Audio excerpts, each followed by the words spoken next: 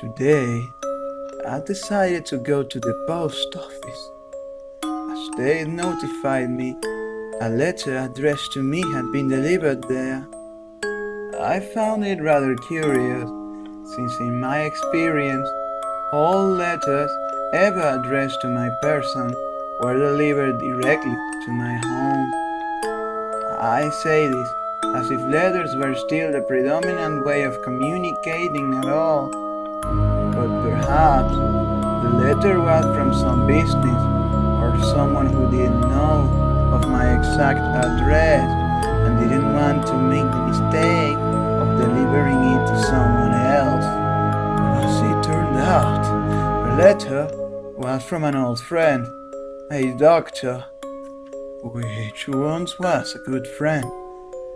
But time, distance, and work took their toll. I had hoped for a formal invitation, or a greeting, or even a salutation. But the truth turned out to be way more Kafkian than I'd ever imagined. The missive opened with the following statement: "My old friend, I write to you now not to reminiscence in all the time, but to warn you of the present. The township of Cabal, upon which I reside, has given up its sense of reason. We've found ourselves bereft of both reason and reality. The situation which I'm about to describe should be read not as a tale, but as a warning. For I fear what has happened here will leave echoes of the madness that ensued in here throughout the land that once was a tranquil town. To let you understand how and why this town slipped from reality into something which I struggle to describe, I'll begin with the signs. Beware the clouds of smoke and fog, for they are the telltale sign of impending doom.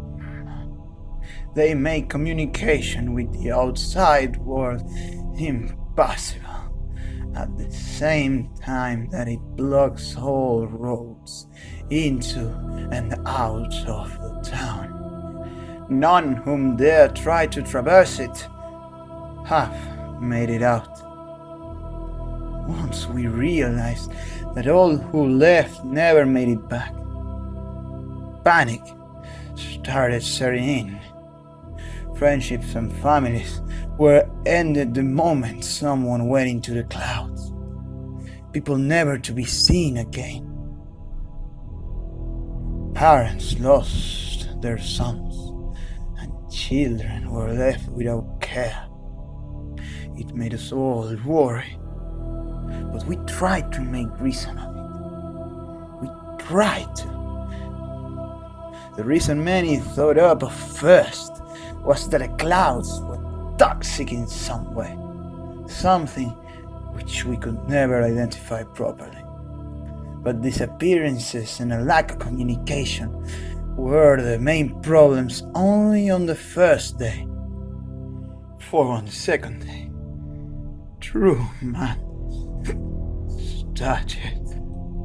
Our priest, who did as best he could to stay the panic of people, who saw this as some kind of religious nonsense, was brought to my clinic in the morning hours. His mouth had been deformed. His whole face had begun turning into something out of the darkest corners of my psyche. His mouth showed heinous horrors. He had 2 tongues. Both were completely normal. The veins, nerves, blood vessels, nothing seemed out of place, with the exception that one of them was on the upper side of his jaw. Then, there were his teeth. His teeth had fused. He only had 4 massive teeth on each jaw in his mouth, while on the exterior there were all the remarkable features: a lack of lips, eyes which were bigger than any I'd ever seen before, and which were growing by the hour. I was unable to determine what caused the growth. They became so massive that they started to outgrow his eye sockets. Fearing that they may burst at the seams, I decided to encase his eyes with welding goggles so that he may at least retain functional eyesight. Then I noticed that the table upon which he was resting seemed a lot bigger than him. But it wasn't the table that grew bigger. It was him that, for lack of a better term, was shrinking. The shrinking stopped at around 11 a.m., leaving him with 2.5 feet or 76 centimeters of length. His clothes didn't fit him now, so he was outfitted with a blue apron from the local preschool. There wasn't much I could do for the ailing man, so he was brought back to his church. There have been no more gatherings at the church since. As the morning wore off into the evening, more and more people started coming in. The priest was not the only one with symptoms of such a disease. Everyone started suffering deformities of some kind. They were all turning into aberrations. The only consistent symptoms were the enlargement of the eyes, for which only the welding goggles were able to help, the yellow pigmentation of the skin, the shrinking of bone, body fat, muscle, tissue, and organs, and every organic matter within the body, the mutation of diverse organs and body parts, duplications in some cases, and the union of some in other subjects. The shrinkage of the population was the most notable symptom, making them miniatures of the old selves. Thus, I decided to name this affliction Yellow Minion Syndrome.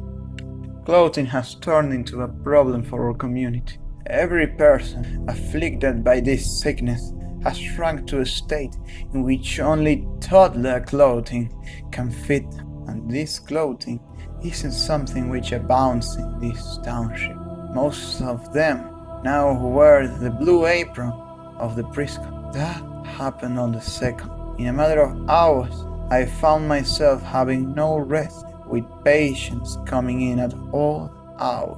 At midnight, I decided to announce to all the people of the town that I could do nothing for what afflicted them. As the 3rd day dawned, I barricaded myself in my home, for in the night, at around 3 a.m., I heard screams, and they didn't sound in pain.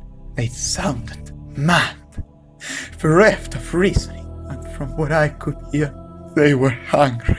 All they yelled for was for them to be able to feast on bananas and potatoes. Some even asked for papayas. It made no sense at the time, but now I understand that it was never about the end of the world, as some made it out to be, but it was about the beginning of a new one. I'm writing so that the suffering of this town and my own sanity will not be forgotten. I implore you, warn our kind, for we do not deserve it. Signed, Dr. Felonius Guru. The letter ended abruptly. This tale, whatever it was, must have been a hoax, since There is no town in recorded history of my country which bears that name.